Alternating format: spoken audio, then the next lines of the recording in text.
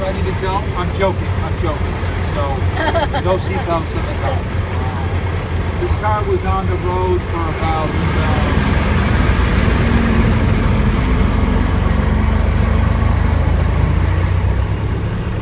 would have been on the road for about 38 years. Wow. Before they started putting seatbelts in cars. It's 1962, 63. They put seatbelts in cars. Have you ridden in our cars before? No. Welcome aboard. This is a 1926 Model T Ford. They have different types of Model Ts. I'm sorry, sir? They have different types of Model Ts. I'm missing a word. They have different models of... Oh, Model Ts? Yeah. Okay, like body styles. Yes. Here in the village, we have two different body styles. This car and almost all the other cars out today are called touring cars. A touring car means it's a convertible. This top goes down. It takes about, they say one person, but we usually use two people. You just loosen these two wing nuts, and then you put your hand here, and then you kind of push up. It goes back. It's a 4-cylinder engine.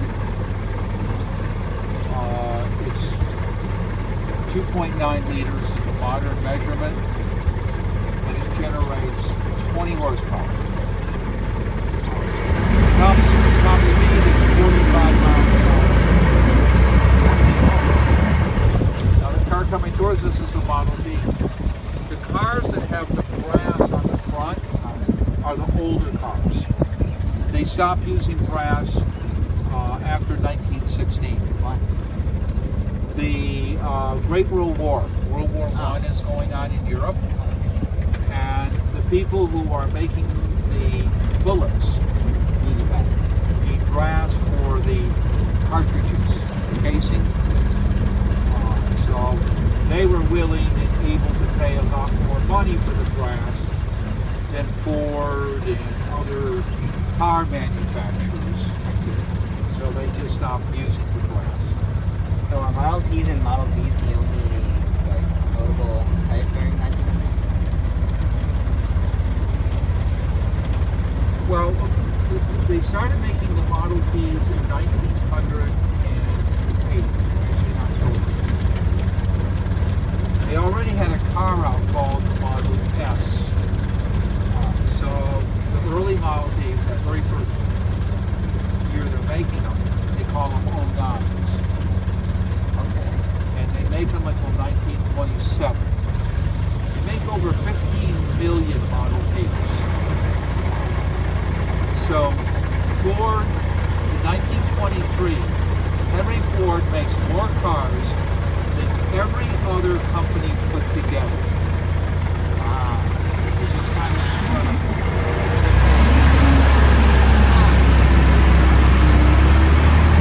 At the same time,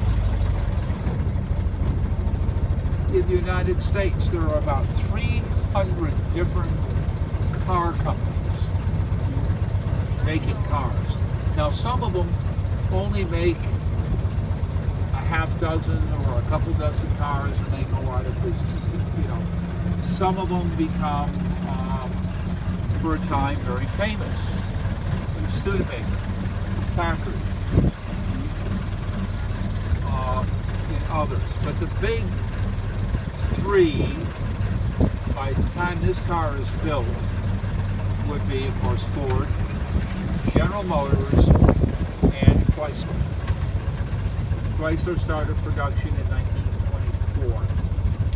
Packard is another big company, but Packard makes a lot of expensive cars. There's a company called Duesenberg.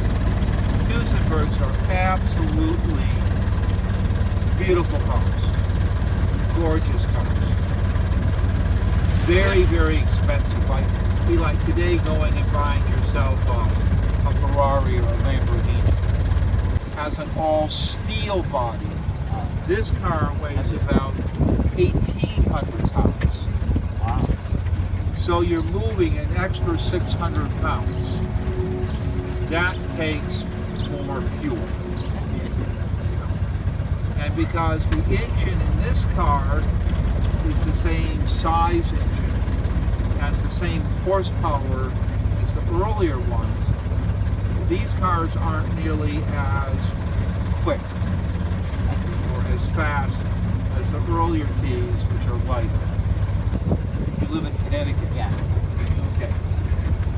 You will see when you're walking around the village, we have the wagons with the horses pulling them. Those horses in an 8-hour day go 20 miles. So they average about 2.5 miles an hour. So just kind of imagine living in a world where 20 miles is about as far as you can go in a day. And all of a sudden, somebody comes up with a machine that will not only get you 20 miles in a day, it will get you 200 miles in a day. Wow. That's what cars did to the world. They changed how people live. People used to walk to work. They would walk to church. They would walk to school. Almost all of their friends lived within walking distance of the house. You know, and all of a sudden, here comes an automobile where, you know, without cars, there wouldn't be any suburbs. There wouldn't be any drive-in restaurants.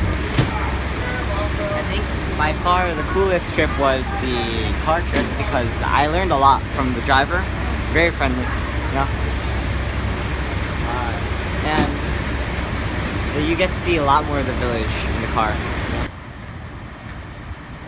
Alright, so like I said, we just finished riding the Ford Model T Touring, 1926 model. And it's a good thing that I know a lot about cars. I mean, at least enough to understand what the driver was talking to me about. So he was talking about the specifications of the car, especially the engine. He said it was a 4-cylinder, 20 horsepower. He talked a lot about what the car can do. He also said it was a 2.9 liter engine, and that even though cars today have 200 horsepower, its 20 horsepower can still go at a top speed of 45 miles per hour. And he even told us that earlier models could go even farther. They had better mileage. This one had 15 miles per gallon, but the older ones had, I don't think he said it, but he said that the older ones had a better mileage because they were lighter. He said they were 1,200 pounds and that the new ones were 1,800 pounds because they had a all steel body, while the older models had wooden bodies with steel skin. And that was pretty cool to learn. And I think the car ride was the most informative one. You know, we're very lucky though, because yesterday there were lines coming out of the whole ride all the way here. And now, since there's been rain and since everyone has left from NICEE, there's no lines, as you can see. And that means we got to go on it as quick as we could. And that's rare, especially in places like these. Alright, see you.